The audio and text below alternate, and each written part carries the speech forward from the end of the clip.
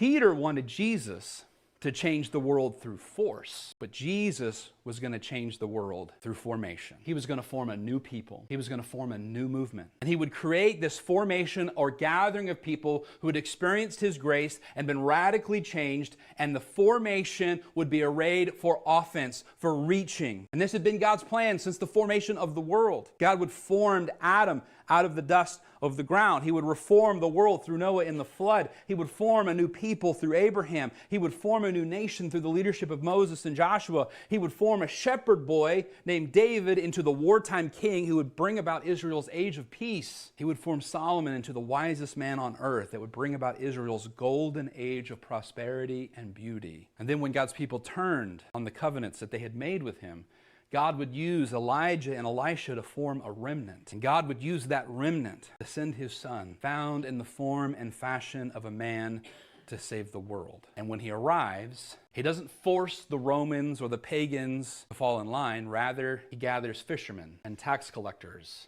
and prostitutes, and he forms them into a church. He forms them into disciples who make other disciples. These disciples gathered into churches, formations, or gatherings.